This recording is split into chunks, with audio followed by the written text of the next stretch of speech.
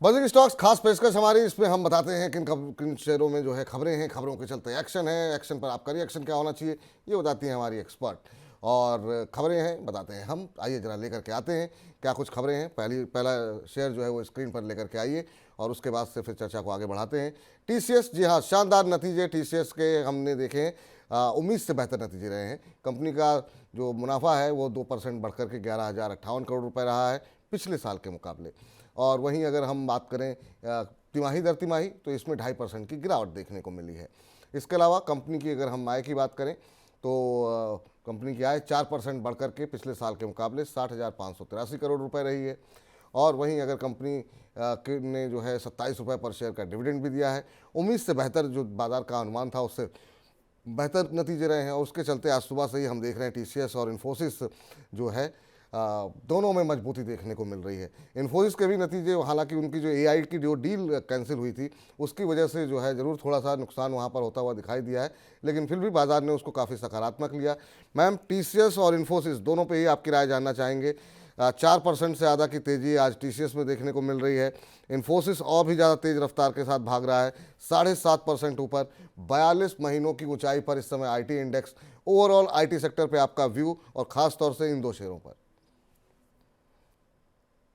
तो already resistance पे TCS already resistance पे आ चुका है। और अगर हम थोड़ा सा डेरिवेटिव्स का भी देखें तो 39 के कॉल में काफी ओपन इंटरेस्ट बिल्डअप है। वहां पे लोगों ने कॉल बेच के रखे हैं और इतनी तेजी होने के बावजूद उसमें कोई अनवाइंडिंग नजर नहीं आ रहा है। कोई अभी तक कोई स्क्वायर ऑफ नहीं कर रहा है। तो एक 3900 का रेजिस्टेंस बना रहेगा तो मेरे हिसाब से यहाँ पे बुक कर लेना चाहिए। और इन्फोसिस ने एक ब्रेकआउट दे दिया है ऑलरेडी। तो ये अगर 1600 के लेवल के ऊपर टिका रहता है तो ऊपर 1700 तक भी चल सकता है। तो इन्फोसिस में अगर आपने पोजीशन बनाई है तो 1590 के स्टॉप लॉस के साथ आप बने रहिए। इसमें शायद ज्यादा और अनवाइंडिंग भी हो जाएगा और ऊपर की तरफ थोड़ा और चल सकता है। बट टीसीएस में आपको प्रॉफिट बुक करना है। हम्म, टीसीएस में फिलहाल जो है प्रॉफिट बुक कर लीजिए अगर आपके पास पहले से हैं। करंट लेवल पे अभी जो है उत्साहित होकर के खरीदारी मत कीजिए। लंबे समय बाद थोड़ी रैली आई है, थोड़ा शांत हो जाने दीजिए, उसके बाद रणनीति बनाएंगे आईटी शेयरों पर फिर से। लेकिन अगली कंपनी जरा लेकर के आते हैं और वहाँ पर देखते हैं क्या रुझान देखने को मिल रहा है। तो बेजल के ऊपर का जो है खबर आई है कि कंपनी को 487.64 करोड़ रुपए का एक नया ऑर्डर, बड़ा ऑर्डर मिला है। और ये जो ऑर्डर मिला है ये टाटा पावर से कंपनी को मिला है। और किसके लिए मिला है? ये ट्रांसमिशन प्रोजेक्ट के इंस्टॉलेशन के लिए मिला हुआ है। आपको बता दें कि ये जो ट्रांसमिशन प्रोजेक्ट है वो उत्तर प्रदेश के ग्रेटर नोएडा, उत्तर प्रदेश की जालौन और उत्तर प्रदेश के खुर्जा में लगाने होंगे। तो टाटा पावर की तरफ से ये बड़ा ऑर्डर मिला है और इसी के चलते बेजल के शेयर में 3% से ज़्यादा की तेज़ी आज शुरुआती कारोबार में देखने को मिल रही थी। और अभी भी अगर हम देखें तो और ज़्यादा तेज़ी बढ़ती हुई दिखाई दी है और अब करीब करीब 5.6% ऊपर बेजल प्रोडक्ट्स का शेयर जो है यहाँ पर कामकाज करते हुए दिखाई दे रहा है। मैम, अगर आप ट्रैक करती हैं तो इस पर जानना चाहेंगे, अच्छी खासी पिटाई हुई है इसकी, एक महीने में करीब 19-19.5% के आसपास की गिरावट देखने को मिली, लेकिन आज बड़ी खबर आई और उसके चलते ही हम देख रहे हैं कि शानदार मूव देखने को मिल रहा है। आपकी राय क्या होगी? जी वैसे तो ये अभी अभी लिस्ट हुआ है तो ज्यादा टेक्निकली तो देखने के लिए ज्यादा डेटा नहीं है। बट एक बात है कि ये 164 के लेवल पे इसका काफी स्ट्रॉन्ग रेजिस्टेंस है। ये ऑर्डर मिला है, फंडामेंटली थोड़ा सा सपोर्ट मिल रहा है स्टॉक को। तो ये 164 तक फिर से ऊपर उछाल आ सकता है। उसके ऊपर निकल पाता है कि नहीं वो देखना है। तो मेरे हिसाब से अगर किसी ने खरीदारी नीचे के भाव में की है तो 164 पे प्रॉफिट बुक कर सकते हम्म, चलिए अगले कंपनी पर बातचीत करते हैं। उससे पहले अखिलेश तिवारी जी की एक टिप्पणी आई है, वो जरा पढ़नी आवश्यक है और काफ़ी तारीफ की इन्होंने। कह रहे हैं, Vipul sir you are best anchor. बहुत बहुत धन्यवाद सर इतनी बातें कहने के लिए। कह रहे हैं आप ऐसे ही खुश रहें, स्वस्थ रहें और मस्त रहें और शेयर मार्केट की टेंशन को ऐसे ही दूर करते रहें। बहुत बहुत धन्यवाद सर, आप लोगों के इतने सारे प्यार और जो आप लोगों के शब्द होते हैं बड़ी ऊर्जा देते हैं। बहुत बहुत शुक्रिया, बहुत बहुत धन्यवाद आपका। चलिए अगली कंपनी लेकर के आते हैं स्क्रीन पर और बताते हैं क्या खबर वहाँ पर देखने को मिल रही है। तो यहाँ पर जो है साइंट के ऊपर खबर है और आईटी कंपनियां जो है अब रडार पे हैं। तो पिछली बार जब दिग्गज आईटी कंपनियों के नतीजे खराब आए थे तब भी मिड कैप आईटी में एक्शन देखने को मिला था। तो इस बार तो नतीजे अच्छे आ रहे हैं। तो इसका मतलब मिड कैप आईटी में अब काफ़ी दिनों तक, अभी कुछ दिनों तक जब तक नतीजे चल रहे हैं, एक्शन देखने को मिलेगा। तो इसके अलावा आपको बता दें कि साइंट पे ये भी खबर है कि एक्सेस सिक्योरिटीज़ ने कंपनी के पर जो शेयर का लक्ष्य है उसमें बढ़ोतरी की है और ये बढ़ोतरी करके जो है कर दिया गया है 3,000 रुपये। और इसी के चलते आज हम बता रहे हैं कि यहाँ पर अच्छी बढ़त है। और हालांकि इससे पहले ही हम देख रहे हैं शेयर में जो है अच्छे खासा मोमेंटम रहा है। एक साल में 156% और 6 महीने में 60% का रिटर्न यहाँ पर आता हुआ दिखाई दिया है। तो अच्छे मोमेंटम में इस समय मिड कैप आईटी शेयर देखने को मिल रहा है। मैम, और ज़्यादा अपसाइड दिखाई दे रहा है क्या आपको? करंट लेवल पर एंट्री करें या भाग चुका है काफ़ी? जी, करंट लेवल पे आप एंट्री कर सकते हैं, क्योंकि अभी आज ही तो इसने सारे मूविंग एवरेज के ऊपर एक मूव दिखाया है। तो यहाँ से थोड़ा और चलेगा, 2400 तक चलेगा ये स्टॉक, तो ये लेवल पे आप एंट्री कर सकते हैं। इन लेवल्स पे एंट्री कर सकते हैं। तो अगर आप आईटी शेयरों की रफ्तार का आनंद लेना चाह रहे हैं तो यहाँ पर जो है अवनी जी का मानना है कि अभी भी एंट्री की जा सकती है।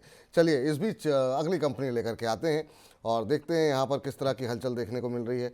इन्फीबीम एवेन्यूज़, यहाँ पर आपको बता दें कि इन्होंने गुजरात सरकार में जो वाइब्रेंट गुजरात कार्यक्रम चल रहा है उसके अंतर्गत जो है इन्होंने 2000 करोड़ रुपए के एमओयूज़ जो है वो साइन किए हैं गुजरात सरकार के साथ।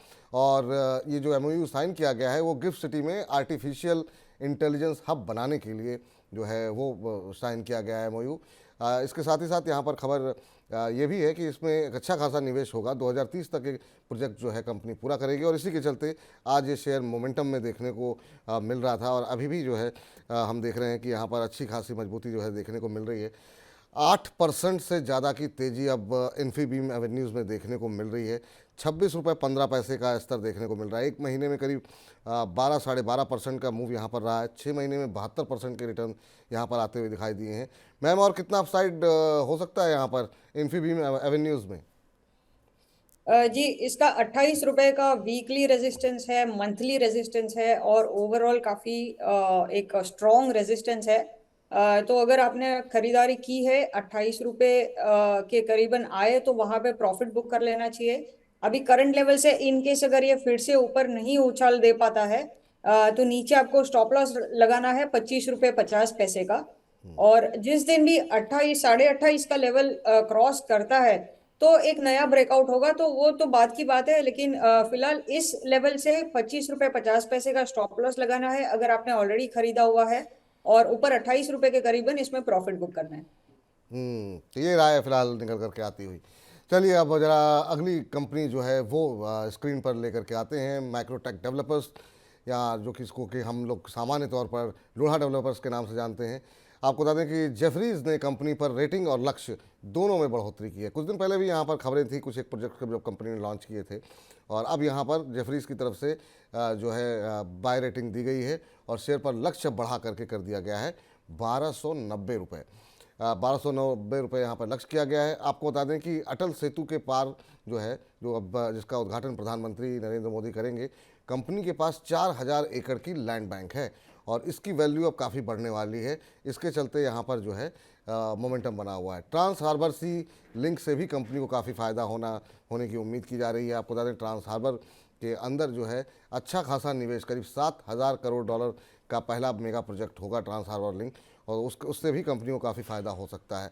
इन तमाम चीज़ों के चलते यहाँ पर जेफरीज ने सकारात्मक रुख अपनाया हुआ है और आज सुबह से ही मोमेंटम यहाँ पर देखने को मिल रहा है। और अभी भी हम देख रहे हैं कि 4% से ज़्यादा की तेज़ी जो है 1181 का स्तर देखने को मिल रहा है। 4.25% के आसपास की मजबूती यहाँ पर देखने को मिल रही है। मैम, एक तो हम देख रहे हैं वैसे ही रियल्टी में तेज़ी थी, उसके बाद ये कुछ एक खबरें आ गई। एक महीने में 32% चल चुका है ये माइक्रोटेक डेवलपर्स का शेयर। पिछले 6 महीने में 72% का रिटर्न। अभी और ज़्यादा अपसाइड है क्या यहाँ पर बचा हुआ? जी, ये एक री रेटिंग का कैंडिडेट है, तो इसमें अभी भी ऊपर के तरफ यहाँ से भी और 8 से 10% की जगह है, तो इसको होल्ड कीजिएगा। इसमें कोई जल्दबाजी नहीं करना प्रॉफिट बुक करने की। जल्दबाजी नहीं करनी है, अभी प्रॉफिट बुक करने की। फ्रेश एंट्री कर सकते हैं क्या?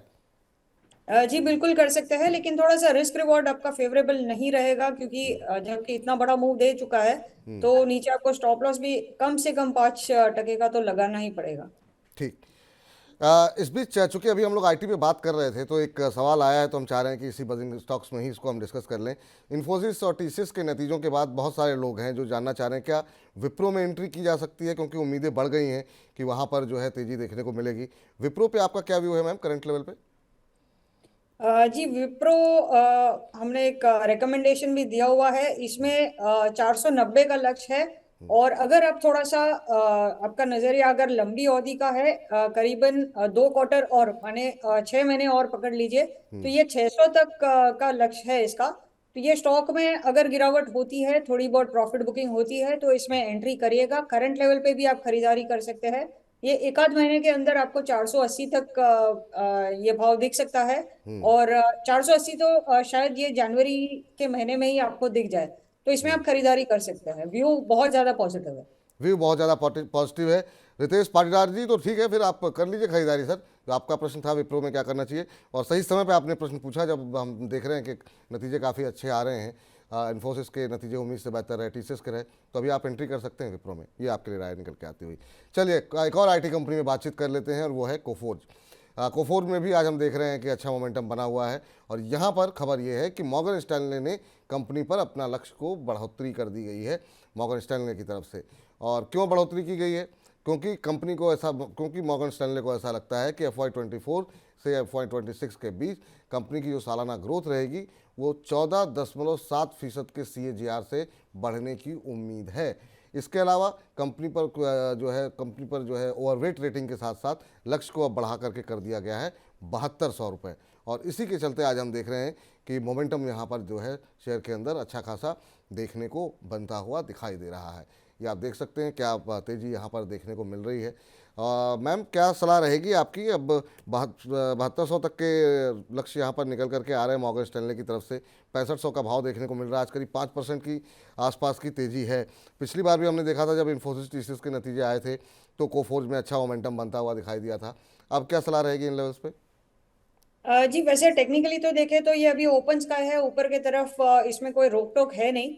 अगर इसका थोड़ा सा टेक्निकल डेरिवेटिव्स का डेटा अगर देख ले तो करंट महीने में जनवरी के सीरीज में 6500 के कॉल में काफी ओपन इंटरेस्ट बिल्डअप है, और वहां पे अभी तक कोई अनवाइंडिंग नजर नहीं आ रही है। तो शायद थोड़ा बहुत प्रॉफिट बुकिंग ये लेवल पे हो सकता है। लेकिन ओवरऑल जनवरी छोड़ दीजिए, बट अगले 3 से 4 महीने के अंदर इसमें ऊपर 7000 तक के लक्ष्य दिखाई पड़ रहे हैं। अगर आप फरवरी और मार्च का डेटा देखें तो 7000 के कॉल में काफी एक्टिविटी दिखाई पड़ेगी। तो 7000 तक का तो लक्ष्य है इसमें। 7000 तक का तो लक्ष्य है यहाँ पर, ये फिलहाल जो है देखने की बात है। तो यहाँ पर अभी भी अपसाइड जो है काफ़ी ज़्यादा देखने को मिल सकता है। तो फिलहाल बजिंग स्टॉक्स में फिलहाल के लिए इतना ही।